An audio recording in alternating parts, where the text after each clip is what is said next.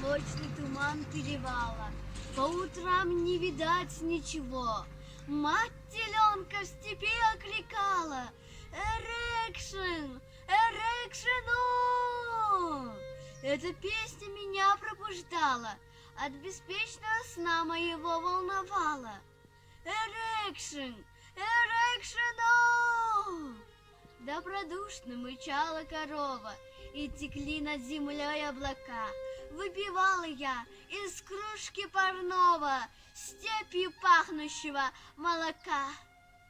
Соревнуясь с медлительным солнцем, срезав тоненький пруд по пути, выходил я вихрастый и сонный золотого теленка пасти. Шла война, и скрываясь заботы, и под сердцем тоску затая, над мужской наклонялась с работы.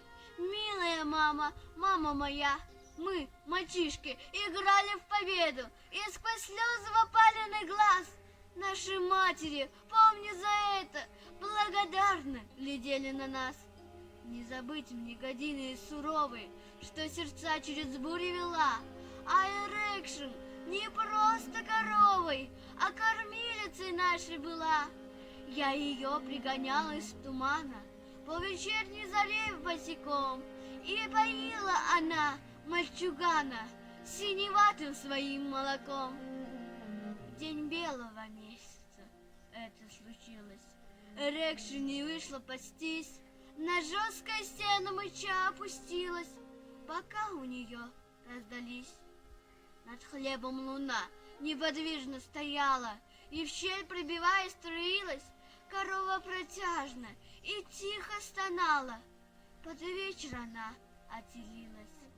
Худого теленка нежно окинув, простилась с нами Эрекшн.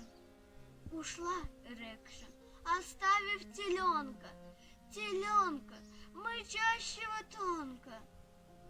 Мы спасались, Эрекшн, твоим молоком. Мы тебе не сумели помочь. Я впервые столкнулся с понятием смерть.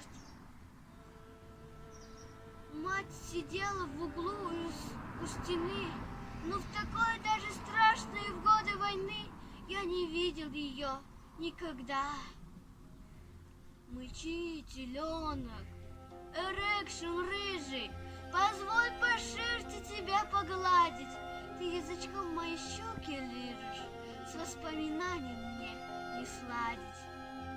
Давно война, гремела злая, как буря черная пролетела. Отец со войны не вернулся, знаешь, мать посидела и постарела.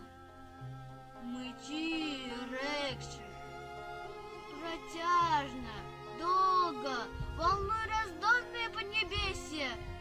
Смотри, зрачки мои, светло и долго твое мычание подобно песне. Гудит весна, цветет орешник, и парк колышется над землею. Я вспоминаю, грустя, Эрекшн, как и я мальчишкой вставал зарею. Зубцы далекого перевала, туман и белое молоко, и мама, что трепетно крикала: «Эрекшн! Эрекшн!»